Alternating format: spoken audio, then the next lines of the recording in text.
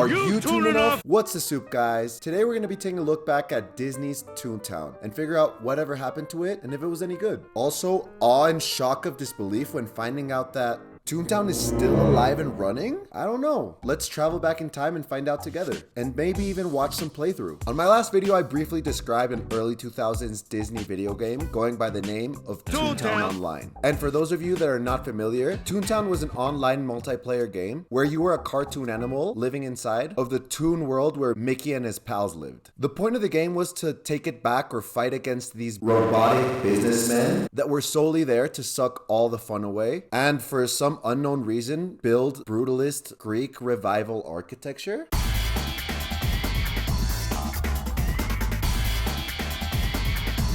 Which honestly is pretty sick. The game came out in 2003 and ran up until 2013, where Disney ultimately decided to scrap it, much like they did Club Penguin years later. And like Disney's forgotten a Goofy movie,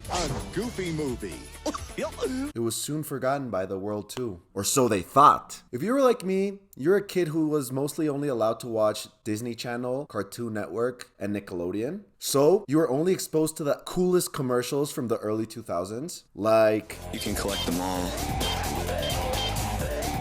Tech deck dudes. Like... Extremely sour. Extremely out of control. I warned you.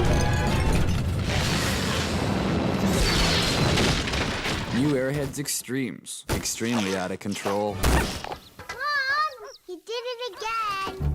When one random day in 2003, this commercial came on. Uh-oh! What would you do? If you pick C, you're ready for Toontown.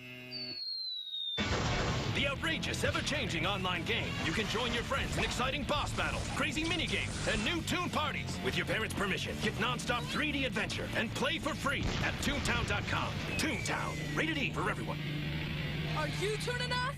Announcing the coolest game that a kid could imagine. I can't explain to you guys how many Toontown commercials came on in these 3 channels. Obviously, specifically the Disney Channel. I'm not exaggerating when I say that there were at least 2 commercials every commercial break. You were bombarded by them. Some could even say you were bukaked by them.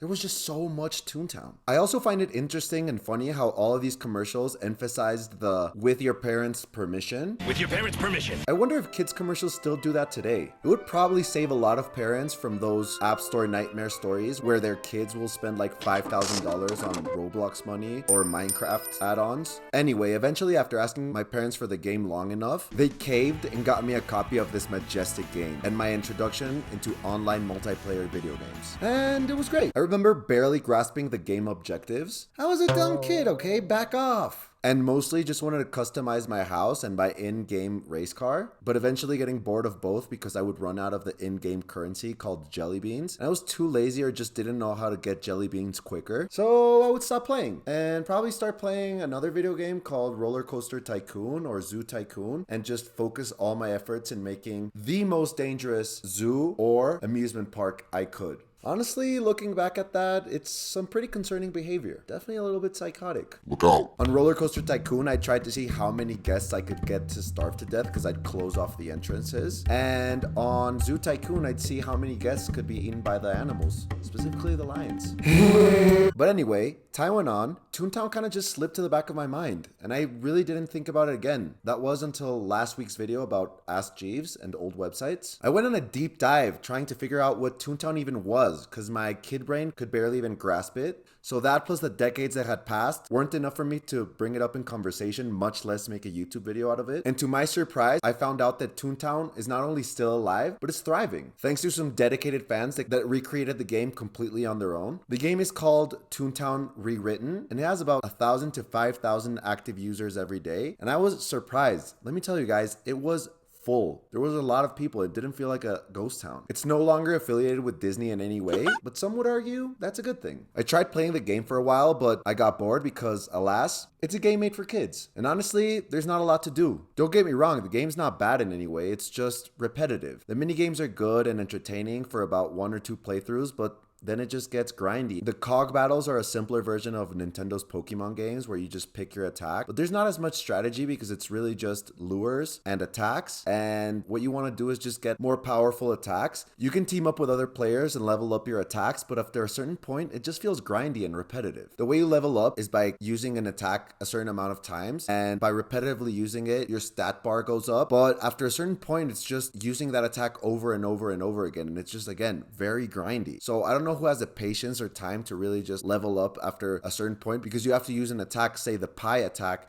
1,000 or 2,000 times, and that's just to level up one level, with there being like 5 more levels to go. So again, kudos and my hats off to those people who grinded it out and max leveled their characters, but I could never do that. But eventually I made my way back to the racetrack, one of my favorite things to do as a kid, and surprise surprise, the racing mechanics aren't great. Who would have thought that a 2003 online multiplayer video game for kids wouldn't have the best driving mechanics? I don't know. I was surprised. But nevertheless, I went fucking pedal to the metal. I went fucking bonkers. You could call me Lewis Hamilton out there because I was fucking crushing it. And by crushing it, I mean crushing the car, because I could barely make it a lap through without smashing into the corners. Radical.